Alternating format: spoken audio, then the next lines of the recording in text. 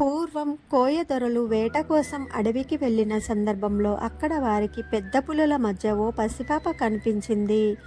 ఆ పసిపాపను గూడానికి తీసుకువచ్చి కోయ చక్రవర్తి మేడరాజుకు అప్పగించగా మాఘశుద్ధ పౌర్ణమి రోజున ఆ పాపకు సమ్మక్క అని నామకరణం చేసి మేడరాజు పెంచి పెద్ద చేశాడు. మేడారం పాలకుడు తన మేనల్లుడైన పగడిద్దరాజుకు సమ్మక్కను ఇచ్చి వివాహం చేశాడు. వారికి సారలమ్మ, నాగులమ్మ, జంపన్న అనే ముగ్గురు సంతానం కలిగారు. మేడారాన్ని పాలిస్తున్న పగడిద్దరాజు కాకతీయుల సామంతుడు.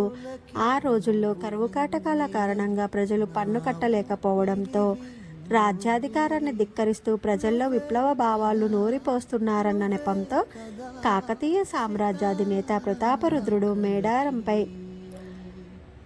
సమరశంఖం పూరించాడు. మాఘశుద్ధ పౌర్ణమి రోజు కాకతీయ సేనలు మేడారంపై దండెత్తాయి.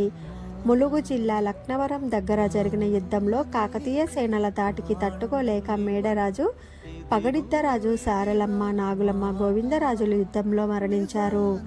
మరణ వార్త వినగానే జంపన్న అవమానంగా భావించి అక్కడ ఉన్న సంపెంగ వాగులోకి దూకి ఆత్మహత్య చేసుకున్నాడు.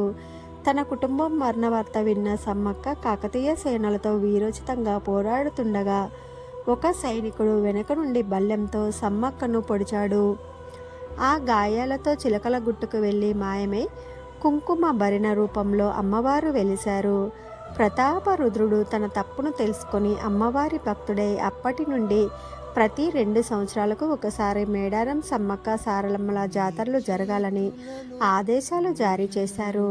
కుంకుమ భరణని సమ్మక్కగా భావించి ప్రతి 2 సంవత్సరాలకు ఒకసారి మేడారంలో మహా జాతరను నిర్వహిస్తున్నారు. కంటెంట్ నచ్చితే మన ఛానల్ సబ్స్క్రైబ్ చేసుకొని వీడియోస్ అన్నీ లైక్ చేయండి. శ్రీ మాత్రే నమః.